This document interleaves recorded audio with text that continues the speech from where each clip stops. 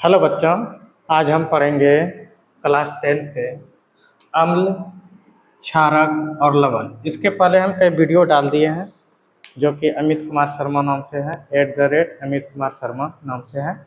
और इसके पहले हम कई वीडियो डाल दिए हैं। तो अब हम आज जानेंगे हम अम्ल, क्षारक, लवण के बारे में। और ये वीडियो आपको अच्छा लगेंगे और जितने भी क्लास 10 के बच्चे पढ़ रहे हैं उसको शेयर कीजिए और दिखाइए उसको। और अब आगे हम चलते हैं दैनिक जीवन में हम इसके पहले कुछ अम्ल, क्षारक, लवण के बारे में पढ़ लिए थे। एक वीडियो हम डाल दिए हैं और ये सेकंड वीडियो है। तो दैनिक जीवन में पीएच का महत्व। पीएच के बारे में समझ गए थे। 1909 में ईस्वी में खोजा गया था सोरेंस के द्वारा। जो पीएच स्केल क्या बताते हैं, अम्ल और क्षारक और उदासीनता की प्रकृति के बारे में बताते हैं, वह किस तरह है उसके बारे में ये बताते हैं, अम्ल, क्षारक, लवण। तो हम चलते हैं।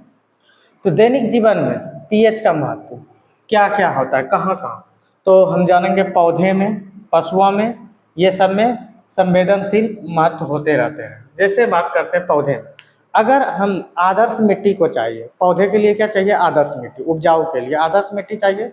और मिट्टी कहाँ से, मिट्टी जो जमीन पर मिट्टी है, अगर उसके ऊपर हम उपज कोई चीज़ कर रहे हैं, अगर अच्छी तरह से उपज नहीं हो रहे हैं तो वह मिट्टी भी खराबी है, मिट्टी की अम्लता बढ़ गई है। तो उसके लिए क्या करना चाहिए, उसको जांचने के लिए अगर आपके नज़दीकी में है, क्या चीज़ बोलते हैं, ये सबौर विश्वविद्यालय जैसे है आपके नज़दीक में भागलपुर में, तो वहाँ पे आप जांच करवा सकते हैं कि वो मिट्टी की अम्लता क्या है। तब उसको अम्लता को दूर करने के लिए मिट्टी में क्या डाला जाता है, राख डाला जाता है, छावरा डाला जाता है, गोबर डाला जाता है, ताकि उसका क्या है, अम्लता नष्ट हो। अगर उसमें भी अम्लता नष्ट नहीं होते हैं तो उसके लिए हम क्या करते हैं, मिट्टी को वहाँ से कोड़ करके ऊपर वाला परत को हँसकाना पड़ता है, तब आगे करके अम्लता गुण खत्म हो जाते हैं। तो हम जानेंगे पशुओं, पौधे में मिट्टी का अम्लता गुण, यही कारण है। मिट्टी का अम्लता गुण होना चाहिए कितना, 7 से 7.6 तक होना चाहिए। 7 से 7.6 तक होना चाहिए, जो कि आदर्श मिट्टी का होना चाहिए। 7.0 से 7.6 ये होना चाहिए आदर्श मिट्टी। यहाँ पे उपजाऊ के लिए क्या होना चाहिए, 7 से 7.6, ये इसके बीच में होना चाहिए। अगर इसके बीच में अगर मिट्टी की अम्लता गुण है इसके बीच में, तो वह क्या है, आदर्श मिट्टी कहलाएंगे। आदर्श मिट्टी मतलब उपजाऊ मिट्टी, अच्छा उपज होंगे, अच्छा अनाज उपज होंगे, ढेर सारा उपज होंगे। लेकिन अगर इससे इससे अगर कम आ जाए, 7 पॉइंट और 7.6 से कम हो जाए, तो वो कैसा हो जाएगा, वो हो जाएगा अम्लता गुण। अम्लता गुण जैसे होगा तो वह मिट्टी पे उपज नहीं कर सकते, उपज करेंगे फिर भी उपज सही मात्रा में जो होना चाहिए वो उपज प्राप्त नहीं होंगे। तो इसके लिए हम क्या, हमको समझने में आ गया, कभी कभी पूछ देंगे, बताइए मिट्टी का पीएच मान 7 से 7.6 के बीच में होता है, पीएच मान मिट्टी के बारे में क्या बताता है, क्वेश्चन ये दे देंगे। तो मिट्टी के बारे में जब भी क्वेश्चन पूछेंगे तो यही चीज़ जवाब देना होगा। आदर्श मिट्टी उपजाऊ के लिए मिट्टी का पीएच मान 7 से 7.6 होनी चाहिए, जो कि मिट्टी का पीएच मान 7.6 से कम हो जाने के कारण वो अम्लता गुण हो जाते हैं। अम्लता गुण होने के कारण उस पर उपज नहीं होंगे। तो ये चीज़ समझने में आ गए। अब जानेंगे शरीर। हमारे शरीर का पीएच मान 7.0 से 7.8 के बीच में होना चाहिए, इसके बीच में होना चाहिए हमारे शरीर का पीएच मान। तो अगर इसके बीच में पीएच मान अगर होते हैं शरीर का, तो हमें शरीर में कभी तरह का बीमारी, किसी तरह की बीमारी होंगे नहीं, किसी तरह के नहीं होंगे। जब पीएच मान 7.0 से 7.8 के बीच में होनी चाहिए। और अगर 7.0 से 7.8 के बीच में नहीं हुआ तो हम क्या हो जाते हैं, अस्वस्थ हो जाते हैं। तब वो डॉक्टरों के द्वारा क्या करते हैं, उसे उपचार किया जाता है। तो इसके बारे में हम समझने में आ गए। तो हमारे शरीर का पीएच मान कितना कितना के बीच में होना चाहिए, इसके बीच में होना चाहिए। अगर नहीं होगा तो हम क्या हो जाएंगे, अस्वस्थ हो जाएंगे, बीमार पड़ जाएंगे। अब आगे जानते हैं पीएच मान का। हमारे पाचन तंत्र में पीएच का महत्व, हमारे पाचन तंत्र में क्या होता है, कभी कभी क्या होता है, ढेर सारा खाना खाने के बाद या खाना सही समय पर नहीं खाने के बाद क्या होता है, अनपच धर लेते हैं या एसिडिटी प्रॉब्लम हो जाते हैं। उसमें क्या हो जाता है, अम्ल का पीएच मान जो होना चाहिए वो होना चाहिए 1.4, पेट की अम्लता का पीएच मान क्या होना चाहिए 1.4, जो कि 1.4 से क्या हो जाते हैं, कम हो जाते हैं। कब ये इसी को बोलते हैं क्या चीज़, गैस बन गया। क्या बन गया, गैस बन गया। एसिडिटी प्रॉब्लम हो जाते हैं, एसिडिटी प्रॉब्लम। तो उसके उपचार के लिए हम क्या करते हैं, या तो इनो का प्रयोग करेंगे, इनो इनो का प्रयोग करेंगे, या नहीं तो इनो नहीं रहेगा तो दूसरा नाम है मिल्क ऑफ मैग्नीशिया, MgOH, ये भी प्रयोग कर सकते हैं। अगर नहीं ये भी प्रयोग नहीं कर सकते हैं अम्लता को नष्ट करने के लिए, तो आप क्या कर सकते हैं, मीठा सोडा जानते हैं, खाने वाला सोडा, उसका सूत्र होता है NaHCO3, ये होता है सोडियम बाइकार्बोनेट। ये पुआ पकवान में भी डाला जाता है, ये चीज़ का हम उपयोग करेंगे। अगर ये चीज़ का पाउडर हम थोड़ा सा मीठा सोडा का यूज कर लेंगे तो उसमें भी क्या होगा, अम्लता नष्ट हो जाएगी। कारण क्या होता है, हमारे शरीर में हम जानते हैं उदासीनीकरण अभिक्रिया में क्या जानते हैं, उदासीनीकरण अभिक्रिया होता है, उदासीनीकरण अभिक्रिया होता है जब अम्ल और क्षारक को मिलाने पर, अम्ल और क्षारक जब मिलाते हैं तब वो क्या बनाते हैं, लवण और जल, और उदासीन हो जाते हैं, ना वो अम्ल रहता है ना क्षार रहता है। इसी कारण 1.4 जो हो जाते हैं इनो, ये क्या कहते हैं, पेट में अम्लता, तो उसको नष्ट करने के लिए, ये तो अम्ल हो गया, बहुत सारा अम्ल हो गया, तो उसके जगह पर हम क्या करेंगे, क्षारक के रूप में, ये क्षारक के रूप में, ये होते हैं, ये होते हैं, ये होते हैं, क्षारक के रूप में हम उपयोग करते हैं, इसलिए क्षारक के रूप में। और वो क्या करेंगे, जैसे जाएगा तो वो पेट की अम्लता को क्या कर देंगे, नष्ट कर देंगे, नॉर्मल कर देंगे। तो इसके बारे में हम समझ गए अच्छी तरह से। अब दांत का पीएच मान, दांत का पीएच मान लगभग कितना होना चाहिए, 5.5, 5.5 होना चाहिए दांत का पीएच मान, 5.5 होना चाहिए। अगर 5.5 नहीं रहा दांत का पीएच मान, तो वह दांत क्या होगा, धीरे धीरे झड़ने लगेंगे।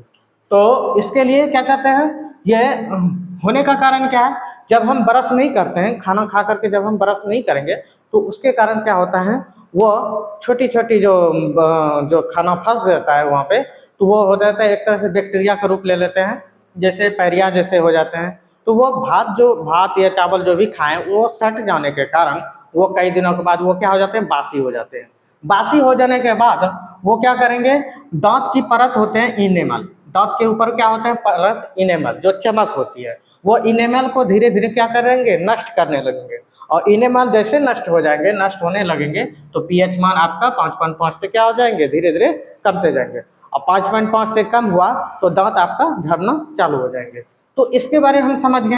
और वह जो मुंह में जो अम्लता गुण महकने लगते हैं, जो महकते हैं, वही रहता है लैक्टिक अम्ल जम जाते हैं। क्या जम जाते हैं, लैक्टिक अम्ल। अब आगे हम जानते हैं इसके बाद, ये चीज के बारे में समझ गए। कभी कभी परीक्षा में पूछा जाएगा, इसके बारे में बताइए पीएच मान का महत्व क्या होता है, हमारे दैनिक जीवन में पीएच का महत्व क्या है। तो ये सारा हम इसी से हम बना लेंगे। अगर बोलेंगे मिट्टी का, हमारे दैनिक जीवन में मिट्टी का पीएच मान के लिए महत्व बताइए, तो इतना सारा जो हम बोलें वही चीज क्या होगा, आपको लिखना होगा। अब आगे चलते हैं, चींटी। अब कुछ ऐसे ऐसे स्रोत है जिसके बारे में हम पहले पढ़ाए थे, जो अभी बताए नहीं थे।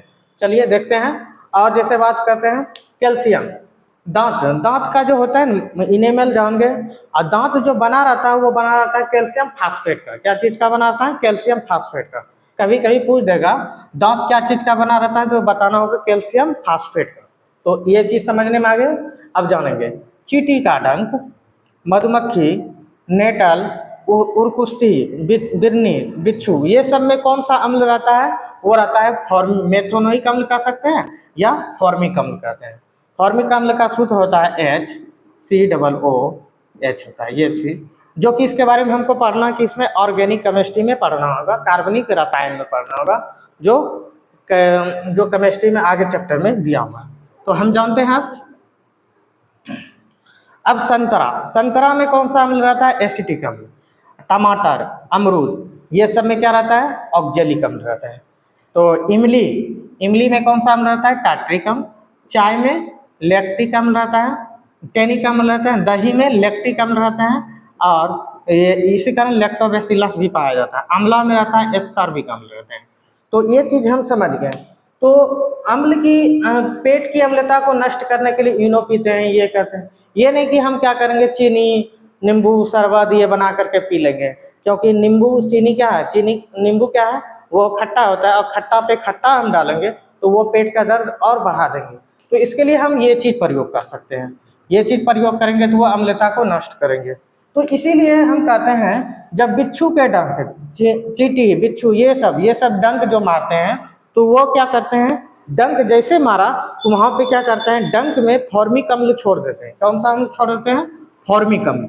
फॉर्मिक अम्ल जब छोड़ देते हैं तो वो लहरने लगते हैं। कभी कभी देखते होंगे भिंडियों को तोड़ने वक्त या कुछ ऐसा चीज तोड़ते हैं जिसका कांप लग जाते हैं और कांप वो खुजाने लगते हैं। कारण क्या है, वो भी एक तरह से उसमें भी क्या रहता है, फॉर्मिक अम्ल रहता है, फॉर्मिक अम्ल। और वो फॉर्मिक अम्ल जब तक जलन देंगे,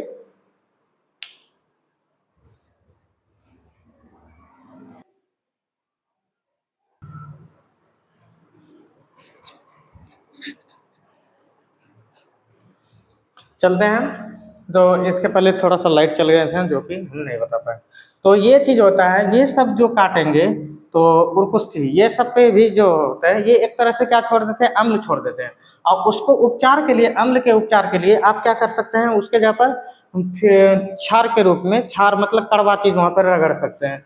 कड़वा कौन सा चीज़ रगड़ सकते हैं, जैसे हुआ फिटकरी, फिटकरियों को अगर रगड़ देंगे तो उसकी क्या कहेंगे, फिटकरी, कड़वा और खट्टा दोनों मिलेंगे तो वो क्या करेंगे, अम्लता को नष्ट कर देते हैं। इसलिए फिटकरियाँ वहाँ पे रगड़ा जाता है। या लोहा जैसे जंग लगा हुआ लोहा जैसे है, तो वो भी एक तरह से क्या होता है, लोहा जंग लगा हुआ, तो वो भी वहाँ पे घसीएगा तो ज़्यादातर वो फिटकरी का ही काम करेंगे। ज़्यादातर जो काम करेंगे यहाँ पे फिटकरी ही काम करेंगे। तो ये चीज़ समझने में आ गए आपको, चींटी ये वो सब। अब आगे जानते हैं, इसमें कुछ दिया था अम्ल वर्षा। अम्ल वर्षा का पीएच मान से 5.6 होना चाहिए, 5.6 होना चाहिए। अगर 5.6 से कम हो गया, 5.6 से कम हो गया तो अम्ल वर्षा का पीएच मान, अम्ल वर्षा वो वर्षा होता है जो बारिश ऊपर से होते हैं, आसमानों से जो बारिश होती है वो वर्षा को कहते हैं अम्ल वर्षा। और वही वर्षा क्या होता है, तालाबों में गिर गया, तालाब में जैसे गिर गया वो वर्षा पानी, वो कारण क्या है अम्ल वर्षा होना, यहाँ से धुआं जो जाते हैं वो धुआं क्या होता है, शुद्ध धुआं नहीं रहते हैं। और शुद्ध धुआं क्या होते हैं, वो सल्फर डाइऑक्साइड ये जो बन जाते हैं वहाँ पे धुआं के साथ मिल करके वर्षा में। और वही वर्षा का पानी जो गिरते हैं नीचे, वो तालाबों में जैसे गिरेंगे, तालाब में जो रहने वाला जीव वो क्या हो जाते हैं, मर जाते हैं। कारण क्या है, वह पानी का पीएच मान जो था, पानी का पीएच मान 5.6 से क्या हो गया, कम हो गया। 5.6 से जैसे कम हो जाएंगे तो तालाब में जो मछलियां रहेंगे, मछली या जल जीव जो भी रहेंगे वो क्या होंगे, स्वतः ही मरने लगते हैं। जो कि कहने लगता है कुछ हो गया, बीमारी कुछ नहीं होता है, वो पानी को बदलना पड़ता है। पानी को जैसे बदलिएगा, वह पानी से जैसे बदलिएगा तो वो जीव फिर क्या हो जाएंगे, उसमें अच्छे से रहने लगेंगे। तो हमको इससे समझने में आ गया अम्ल वर्षा, ये शरीर के इसके बारे में, उपजाऊ के लिए अच्छा मिट्टी होना चाहिए, आदर्श मिट्टी कैसा होना चाहिए, और हमारे पाचन तंत्र में क्या होना चाहिए, 1.4 पीएच मान होता है। जब कभी कभी क्या करते हैं, 10 पूरी 5 पूरी खा लेने के बाद वो पाचन शक्ति कमजोर हो जाते हैं। पाचन शक्ति कमजोर मतलब एसिडिटी प्रॉब्लम हो जाते हैं, पेट का अनपच कर लेते हैं। तो उसी जगह हम क्या करते हैं, इनो या मीठा सोडा या मिल्क ऑफ मैग्नीशिया, इसका नाम है MgOH, इसका उपयोग हम करते हैं क्या चीज, अम्लता को नष्ट करने के लिए। क्योंकि ये क्या होता है, क्षारक होता है। अम्ल और क्षारक मिलाने के बाद क्या होता है, उदासीन बना देते हैं। और यहाँ पर भी हम उदासीन के बारे में जानेंगे। संतरा एसिटिक अम्ल, टमाटर, अमरूद ये सब के किस में रहता है, ऑक्जेलिक अम्ल रहता है। इमली में टाइट्रिक अम्ल रहता है। चाय में टैनिक अम्ल रहता है। दही में लैक्टिक अम्ल रहता है। दही के बारे में समझने में आ गया। दही कभी कभी पूछेंगे, दही जो है वह धातु के बर्तनों में क्यों नहीं रखा जाता है, तो इसके पहले हम वीडियो में डाल दिए थे कि धातु के बर्तन में क्यों नहीं रखा है। अगर धातु में अगर दही रखेंगे तो वह एक तरह से क्या है, धातु में अगर दही रखेंगे तो हम पढ़े थे कि धातु के साथ अम्ल की अभिक्रिया, दही क्या होता है, अम्ल। कौन सा अम्ल रहता है दही में, लैक्टिक अम्ल। और जैसे हम बर्तन में धरेंगे, क्या कहते हैं, पीतल के बर्तन में दही को, या जैसे कांसा के बर्तन में, इसमें हम डालेंगे दही को, तो वह क्या होगा, उससे क्या निकलेगा, हाइड्रोजन गैस। जो कि हाइड्रोजन गैस क्या होगा, हमारे लिए हानिकारक है। लवण और हाइड्रोजन गैस बनाते हैं जो कि हमारे लिए क्या है, हानिकारक है। इसीलिए क्या कहते हैं, दही को क्या कहते हैं, पीतल के या स्टील के, पीतल या तांबा के बर्तन में दही को नहीं रखा जाता है। तो समझने में आ गया, धातु के बर्तन में अम्ला, इसके बारे में समझने में आ गया। शरीर का पीएच मान इतना होता है, अम्ल वर्षा का पीएच मान इतना होता है। अम्ल वर्षा के पीएच मान के बारे में बता दिए, कभी कभी बताएंगे अम्ल वर्षा बताइए, अम्ल वर्षा किसे कहते हैं। अम्ल वर्षा बताना होगा वह वर्षा का जल जिसका पीएच मान 5.6 से कम हो, उसे हम क्या कहेंगे, 5.6 से कम हो उसे हम क्या कहेंगे, अम्ल वर्षा कहेंगे। अब HCl ये 1.4, दांत का पीएच मान ये तो बता दिए, दांत कब झड़ने लगते हैं, दूध का पीएच मान 6.4। जब ये अम्ल में बदल जाता है तो और कम हो जाता है। बियर, टमाटर ये सब में इतना। मानव रक्त का पीएच मान ये होता है कड़वा, क्षार के रूप में थोड़ा सा होता है। अब मूत्र का पीएच मान 4.8, 8.4 भी कभी कभी हो जाता है।